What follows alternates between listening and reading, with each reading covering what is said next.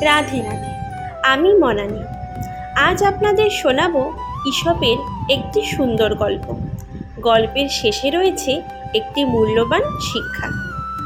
একদিন এক সিংহ বনের মধ্যে ঘুমিয়েছিল। হঠাৎ একটি ছোট্ট ইঁদুর খেলতে খেলতে সিংহের শরীরের ওপর উঠে পড়ল। সিংহের ঘুম ভেঙে গেল। সে রাগে ইঁদুরটাকে ধরে ফেলল। ইঁদুরটি ভয়ে কাঁপতে কাঁপতে বলল, মহারাজ, আমাকে ক্ষমা করুন। একদিন আমিও আপনার উপকার করতে পারি। সিংহ হেসে বলল, তুই এত ছোট, তুই আবার আমার কী উপকার করবি? তবুও সিংহ দয়া করে ইঁদুরটিকে ছেড়ে দিল। কিছুদিন পরে সিংহ শিকারির জালে আটকে পড়ল। সে অনেক চেষ্টা করেও বেরোতে পারছিল না। সেই সময় ইঁদুরটি সেখানে এসে জাল কেটে কেটে সিংহকে মুক্ত করে দিল। সিংহ তখন বুঝতে পারল, ছোট বলে কাউকে কখনো তুচ্ছ ভাবা উচিত নয়।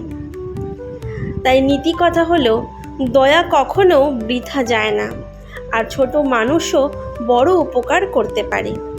রাধে রাধে। যদি গল্পটি ভালো লাগে তাহলে আবার দেখা হবে নতুন একটি শিক্ষামূলক গল্প নিয়ে। রাধে রাধে। যদি আজকের গল্পটি আপনাদের হৃদয় ছুঁয়ে থাকে তাহলে জীবনে এই ছোট্ট শিক্ষাটি পালন করার চেষ্টা করবেন। আমরা সবাই ভুল করি, কিন্তু প্রতিদিন একটু ভালো মানুষ হওয়ার চেষ্টা করতে পারি। আপনাদের প্রত্যেকের জন্য আমি রাধা কৃষ্ণের চরণে প্রার্থনা করি। আপনাদের পরিবারে শান্তি, সুস্বাস্থ্য আর ভালোবাসা বজায় থাকুক। ভগবানের কৃপা আপনাদের সকলের উপর বর্ষিত হোক। আপনারা আমার জন্য একটু আশীর্বাদ আর প্রার্থনা করবেন, যাতে আমি আরও সুন্দর সুন্দর ভক্তিমূলক ও শিক্ষামূলক ভিডিও আপনাদের কাছে নিয়ে আসতে পারি। আপনাদের ভালোবাসাই আমার অনুপ্রেরণা। ভালো থাকবেন, সুস্থ থাকবেন, ভগবানের নামে স্মরণ রাখবেন। আবার দেখা হবে নতুন একটি গল্প বা ভক্তিমূলক ভিডিও নিয়ে। ততক্ষণ পর্যন্ত রাধে রাধে।